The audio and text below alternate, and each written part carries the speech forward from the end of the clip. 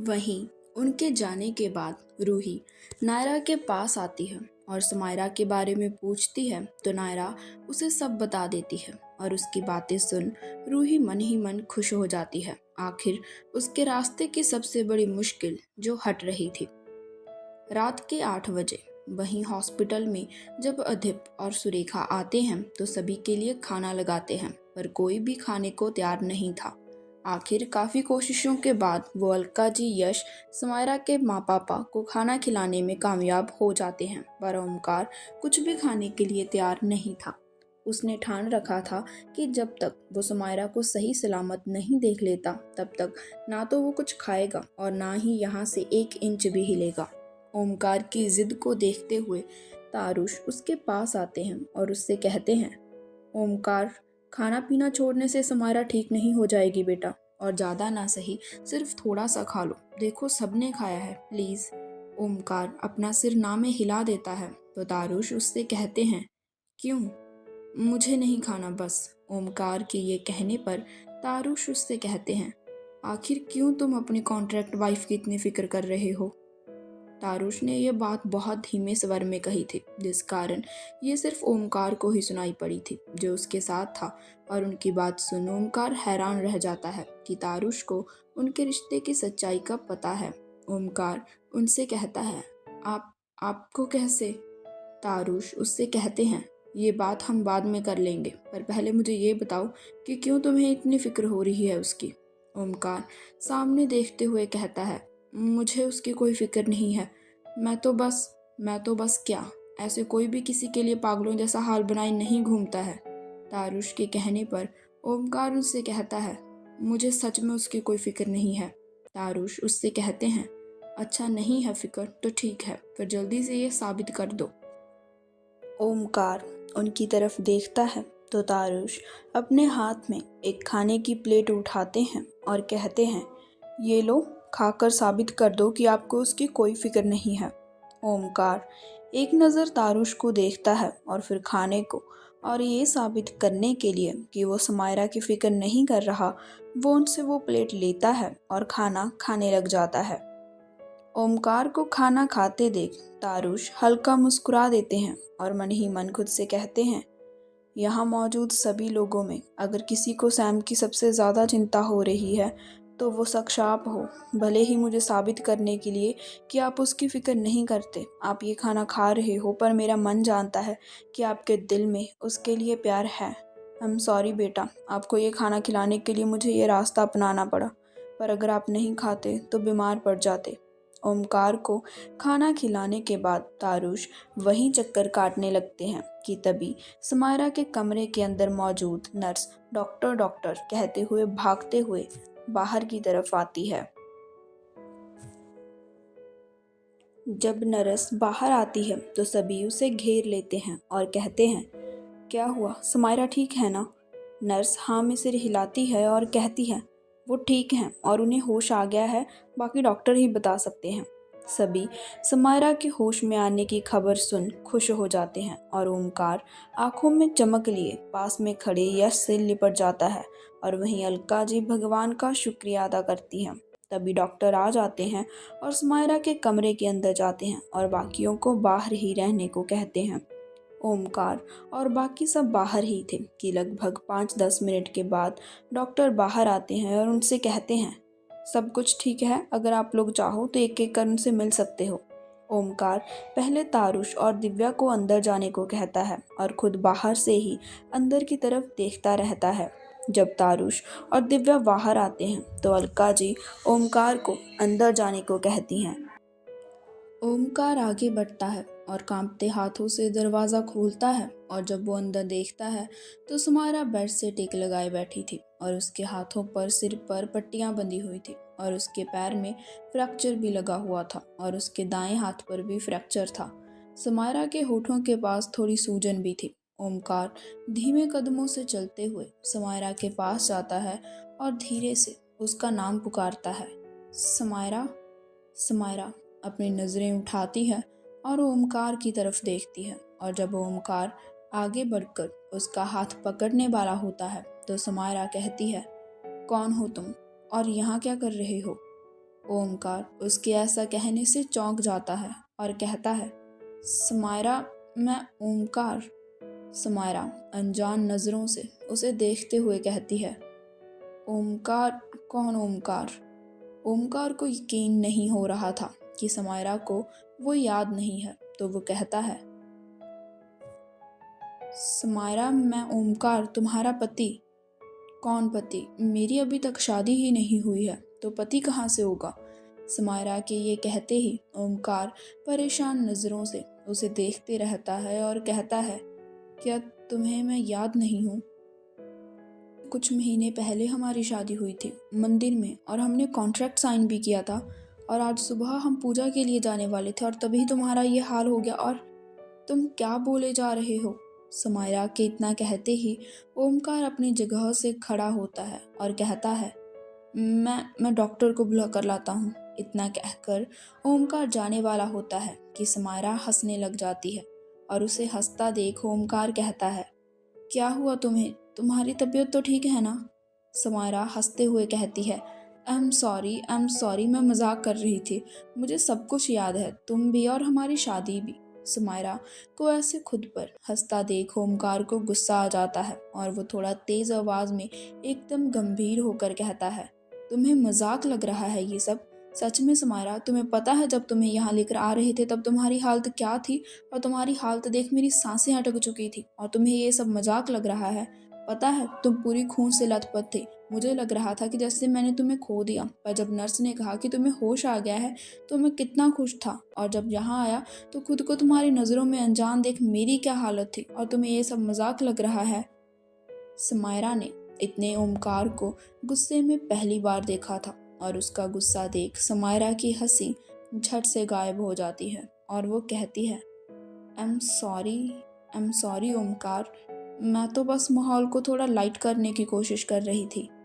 ओमकार वहां से जाने लगता है तो समायरा उसका हाथ पकड़ लेती है और कहती है, आई एम सॉरी। ओमकार उसकी तरफ देखता है और अपनी आंखों में आई नमी छुपाने की कोशिश करते हुए कहता है, तुम आराम करो, मैं बाद में आता हूँ। वहीं समायरा उससे कहती है, पक्का आओगे ना? ओमकार हाँ में सिर हिला देता है तो समायरा कहती है, ठीक है, ये कपड़े बदल कर आना मिस्टर रॉय, ऐसे पागलों जैसी हालत में बिल्कुल अच्छे नहीं लगते। ओमकार हाँ में गर्दन हिलाता है और फिर वहां से बाहर चला जाता है। सभी बारी बारी समायरा से मिलते हैं, और तब तक ओमकार और यश घर की तरफ निकल जाते हैं ताकि ओमकार नहा धोकर अपने कपड़े बदल ले। यश रॉय मैंशन के सामने अपनी कार को रोकता है और ओमकार से कहता है, भाई, भाभी की ये हालत किसने की थी, आपको पता है क्या? ओमकार उसकी तरफ देखते हुए कहता है, ये बात तो मेरे दिमाग से निकल ही गई कि समारा वहां से गिरी कैसे। चलो हम कैमरास चेक करते हैं। यश उसका हाथ पकड़ उसे रोक लेता है और कहता है, भाई, जब भाभी गिरी थी और जब आपकी आवाज़ सुन हम सब अंदर आए थे, तो मैंने रूही को ऊपर खड़े मुस्कुराते हुए देखा था, और मुझे लगता है कि इस सब के पीछे वो ही है। यश की बात सुन ओमकार का गुस्सा सातवें आसमान पर पहुंच जाता है और झटके के साथ कार से बाहर निकलता है और जोर से दरवाज़ा बंद करते हुए घर के अंदर की तरफ जाने लगता है, और अंदर जाते ही जोर से आवाज़ लगाता है, रूही। ओमकार की आवाज़ सुन रूही, जो इस समय अपने कमरे में थी, वहां से बाहर निकल आती है और वहीं ऊपर खड़े हुए कहती है, क्या हुआ ओम, तुम मुझे क्यों पुकार रहे हो? रूही को देख ओमकार की बाजू की नसें तन जाती हैं और वो जल्दी जल्दी से सीढ़ियां चढ़ता है और रूही के पास पहुंच जाता है और उसका हाथ पकड़ खींचते हुए उसे लेकर सीढ़ियों के पास आता है और वहां से नीचे लटका देता है। और ये सब इतनी जल्दी में हुआ था कि रूही को समझने का मौका ही नहीं मिला था, और इससे पहले कि वो कुछ समझती, ओमकार उसका हाथ पकड़कर उसे नीचे की तरफ लटका चुका था। रूही को नीचे लटकाए हुए ही ओमकार उससे पूछता है, क्यों किया ये सब? रूही ने कसकर ओमकार का हाथ पकड़ रखा था। उसे डर था कि अगर उसने हाथ छोड़ा तो उसका भी हाल समायरा जैसा ही होगा, और वो ये बिल्कुल भी नहीं चाहती थी। रूही डरते हुए ओमकार से कहती है, मैंने क्या किया ओमकार? तुम किस बारे में बात कर रहे हो? ओमकार उसे घूरते हुए कहता है। मैं सुमायरा के बारे में बात कर रहा हूँ। क्यों तुमने उसे सीढ़ियों से नीचे धक्का दिया? रूही कहती है। तुम्हें ज़रूर कोई गलतफहमी हुई होगी। मैंने ऐसा कुछ भी नहीं किया।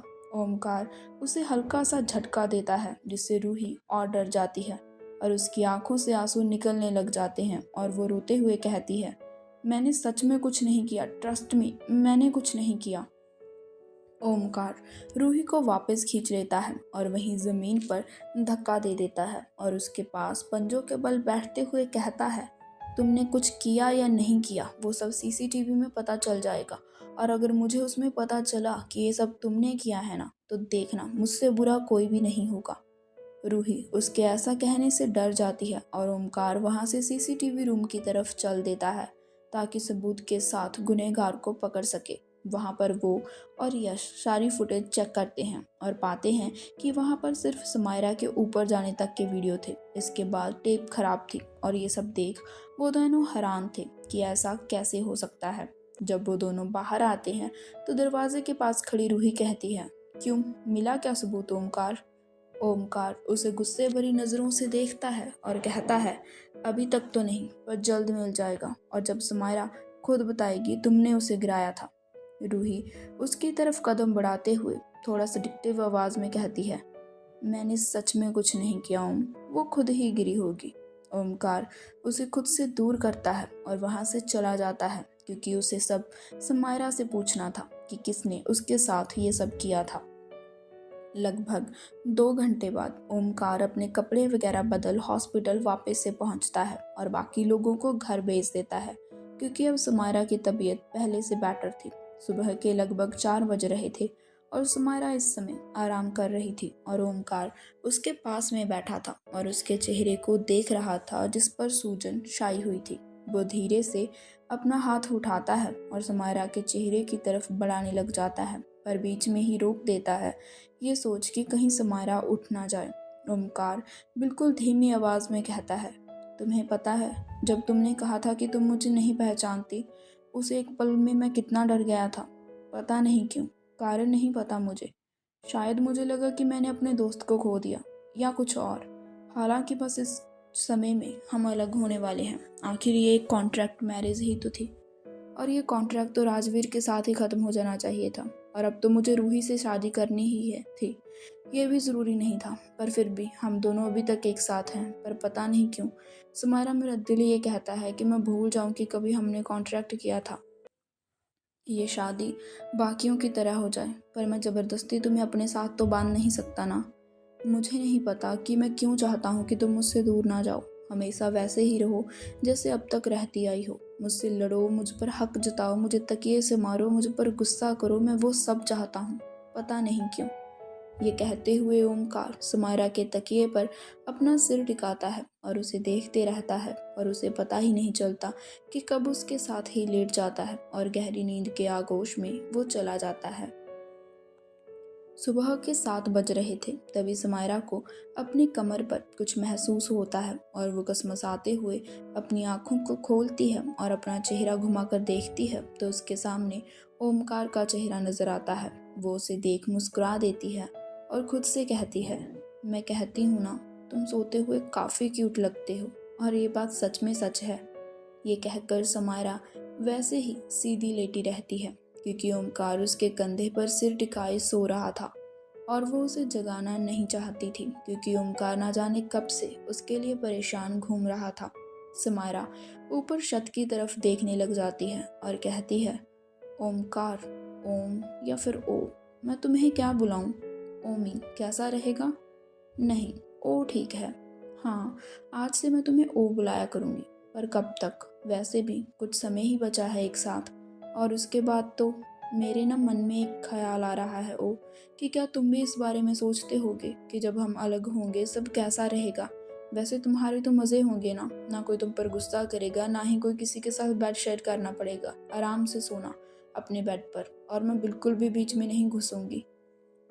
इतना कहकर सुमायरा हल्के से हंस देती है, पर उसकी आंखों के कोनों से आंसू की बूंदें टपक कर तकिए पर गिर जाती हैं और वो अपना एक हाथ उठाकर उन्हें साफ कर लेती है। तभी ओमकार कसमसाते हुए उठने लगता है और अनजाने में उसका हाथ सुमायरा की गर्दन पर चला जाता है और जब अपनी आंखें खोलता है तो देखता है कि सुमायरा उसे ही घूरे जा रही थी और ओमकार उससे इशारे में पूछता है, क्या हुआ, ऐसे क्यों घूर रही हो?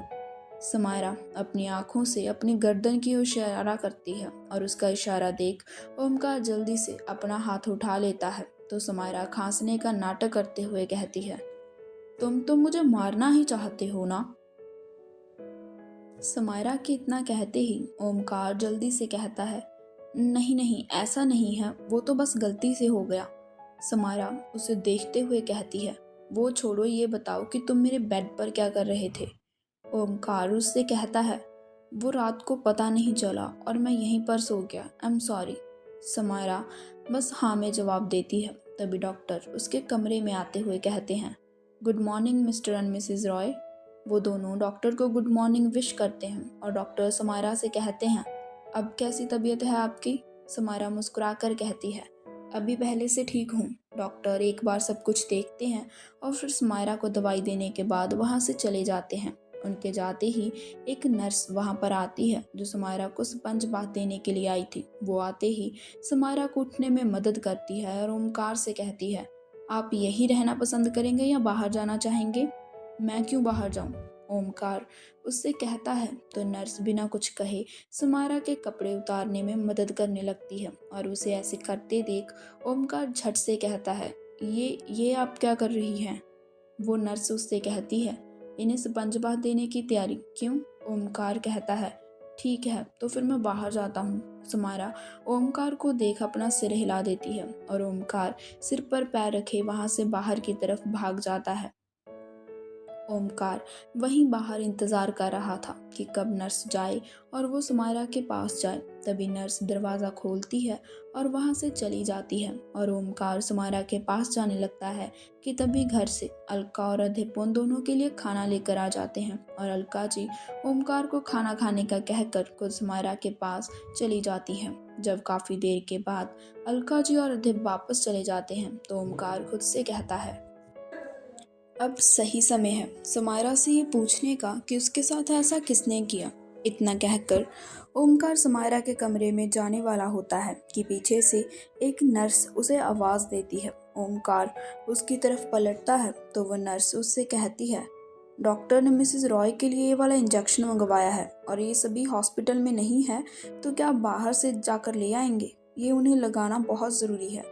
ओमकार नर्स से उस इंजेक्शन की लिस्ट लेता है और हाँ में सिर हिला देता है और फिर वहाँ से चला जाता है। उसके जाते ही वो नर्स अपना मास्क ठीक करती है और समायरा के कमरे के अंदर चली जाती है और जाकर उसे हेलो बोलती है। समायरा भी मुस्कुराकर उसे जवाब देती है तो वो नर्स अपने साथ लाई हुई ट्रे से एक इंजेक्शन उठाती है और समायरा को लगाने लगती है कि तभी समायरा उससे कहती है, अभी कुछ देर पहले ही डॉक्टर ने मुझे मेडिसिन दी थी और उन्होंने कहा था कि बाकी शाम को खुद देने आएंगे, तो ये इंजेक्शन? नर्स उसकी बाजू को कॉटन से साफ करते हुए कहती है, वो डॉक्टर ये वाला इंजेक्शन देना भूल गए थे तो उन्होंने ही मुझे कहा है। उसकी बात सुन समायरा उससे कहती है, आपकी आवाज़ कुछ जानी पहचानी। समायरा ने इतना कहा ही था कि उसकी आंखों के आगे अंधेरा छाने लगता है और उसे लगने लगता है कि जैसे उसके आसपास की सारी चीज़ें घूम रही थी। और तभी उसके कानों में नर्स के हंसने की आवाज़ पड़ती है, पर उसे नर्स का चेहरा धुंधला सा नजर आने लगता है और देखते ही देखते समायरा बेसुध होकर बिस्तर पर गिर जाती है और वो नर्स अपने हाथ में पकड़ रखा इंजेक्शन वहाँ फेंक देती है और समायरा को हिलाकर देखने लग जाती है कि क्या वो सच में बेहोश हो चुकी है या फिर नहीं। समायरा को उठता ना देख उसे यकीन हो जाता है कि समायरा बेहोश हो चुकी है, तो वो उसे घसीटते हुए पास में पड़ी एक व्हीलचेयर पर बिठाती है और उसके ऊपर एक कपड़ा डालते हुए उसे बाहर की तरफ लेकर जाने लगती है। वहीं दूसरी तरफ ओमकार हॉस्पिटल के पास वाले एक मेडिकल स्टोर पर खड़ा था और वहां से दवाई ले रहा था। पर उस केमिस्ट ने उसे बताया कि ऐसी कोई भी दवा नहीं है। उसकी बात सुन ओमकार हॉस्पिटल में वापस आ जाता है और चलते हुए वहां से अंदर चला जाता है। और वहां जाते ही उसे डॉक्टर जो समायरा का इलाज कर रहे थे सामने से आते हुए मिल जाते हैं। ओमकार उनके पास जाता है और उन्हें वो पर्ची दिखाते हुए कहता है, डॉक्टर आपने जो मेडिसिन लिखी थी उस केमिस्ट ने बताया कि ऐसी तो कोई मेडिसिन है ही नहीं। डॉक्टर उस पर्ची को देखते हुए कहते हैं, पर मैंने तो कोई दवा लिखी ही नहीं मिस्टर रॉय। अरे आपने ही तो एक नर्स के हाथों ये भेजी थी और कहा था कि यहाँ पर नहीं मिल रही है तो बाहर से मिलेगी। ओमकार इतना कहते कहते रुक जाता है और दौड़कर समारा के कमरे की तरफ जाता है और उसे यूं भागता देख डॉक्टर भी उसके पीछे जाते हैं। और समारा के कमरे में जाकर जो वो देखते हैं उसे देखते ही उनकी आंखें हैरानी से बड़ी हो जाती हैं, क्योंकि वहां पर ना तो समारा थी और ना ही नर्स। उल्टा बिस्तर की हालत अस्त व्यस्त थी और उसके पास ही थोड़ा खून भी था, जो कि शायद समारा का ही था।